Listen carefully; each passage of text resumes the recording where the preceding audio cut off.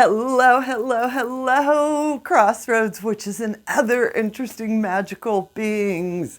So happy to be here today. The opportunity to sit down, do a video, and everything. I really enjoy. It is my way of giving back to the community. For those of you who are new here, I'm Taren. I'm an old folkloric Southern Conjuring traditional witch. There's a lot of words for it.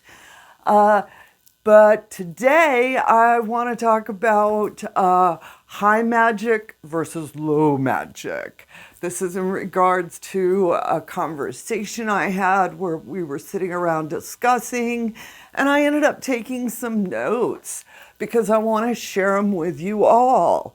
High magic, often referred to as ceremonial magic. Low magic is often referred to as natural magic.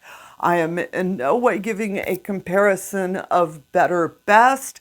I am instead showing you two different systems of magic, and also I'm going to explain how ultimately all of us are doing a little bit of both, all right? There is a few of you purist ceremonial magicians. There are a few of you purist naturalists, okay?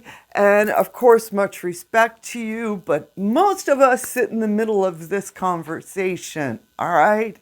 The next thing I want to talk about is the ceremonial side of magic is, I'm going to go through the list here. It is a rigid, precise practice, all right? It is considered part of the grimoire traditions, the use of grimoires, the use of instructions. This is where you get the basis for casting a circle, for calling quarters. Within their language, it is about commanding and compelling. This is also where they close their circles down. Within their magic, when they're done, it's very, and we shall close this circle of magic. All right, low magic, natural magic is about going with the flow, using what you have, using what you need. And the flip side of that is about being prepared, knowing that you have to have a little basket of goodies so that you can pull something out.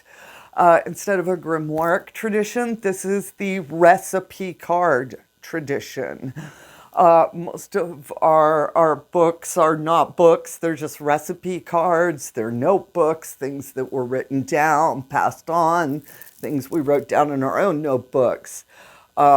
With natural magic, a lot of times it's not casting circles, it's creating sacred spaces, all right? Instead of calling quarters, typically you invite ancestors and spirit guides in, and instead of commanding and compelling, you are attracting, enticing, and welcoming. And when you're done with the space, you just typically clean it up. You're not worried about closing down the magic per se, all right? And that's a quick rundown between these two systems. And I know sometimes for new folks, you're like, okay, well, she says that, just pick up, use what you have, use what you need. And I go over here and they're telling me that I have a precise set of directions and I must use these ingredients. And this is where you need to be mindful of not comparing apples and oranges together and understanding some of us have a Waldorf salad and have put it all into it, and we have both apples and oranges, all right?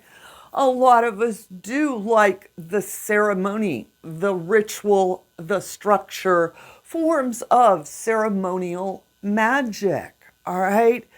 I know I personally, there's something familiar about it where you walk into that space. It's been done like that. The incantations, the invocations are all said the same way. That level of familiarity gives you the opportunity to take it to the next level. All right. and also within the folkloric traditions of just showing up and all holding hands, dancing around, being like, I can feel it. And then all of us doing it, working and everything. And it's just going with the flow. I love that because it gives me that capability of just really in the moment what I'm feeling and tuning into it. All right. Like I started with this video of there is no better best.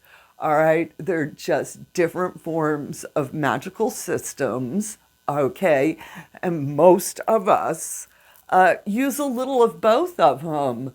You know, unless you are part of a tradition where they're teaching a system of magic, all right, a lot of us are solitaires, you know, and I'll even say that as someone who is, you know, initiated, I still go home by myself. I don't only do things with my coven. I don't only do rituals. I don't only do workings. I don't only do things. You know, I have my own altar to divinity set up that I spend time with. So yes, I am part of a tradition, but I'm still a solitaire at heart. And I think that's true of a lot of initiated coven folk, is do be mindful that, you know, we don't only do it there. We do get together with a group of other magical practitioners, but we still go home and do our own thing. All right. And your own thing is that blending of these different magics. Some folks really vibe on the ceremonial side. Other folks really, really vibe on the natural side. And it's about you personally. I can't tell you which one's right for you. I can tell you that you're going to have to get out and figure it out for yourself. I can tell you need to go out and stand under full moons. You need to cast circles and see how you feel about it. You need to set up your own spaces and develop a relationship with divinity. Also, developing a relationship with the land you're standing on, where you are right now, is a mystical, magical place. Get out and learn about it. All right. And I'm going to keep this short. Like I said, this was just the notes from a conversation a group of us witches had. And it was really interesting listening to the different takes and how different witches do use both natural magic and ceremonial magic together in a blend. And it's this beautiful blend of magical systems that work really well together, but at the same time understanding where things are, that magic's coming from. You know, cite your sources, and of course I'm going to tell y'all witches, Google it, damn it. Do your own research, all right? And in 15 minutes, you can pull up a couple of different sites, and you don't have to be a big reader to get the gist of the information, all right? Do not rely on other folks. Don't rely on me. Google stuff I say, all right? Find out where my source material coming from. Who am I citing, all right? Very important. Okay, I said I was going to keep it short, and I kept talking. Oh, I'm bad. Okay, y'all witches, get out there, fly those brooms, have a bright, blessed day. And as always, amen, blessed be, ashe, and a bobo.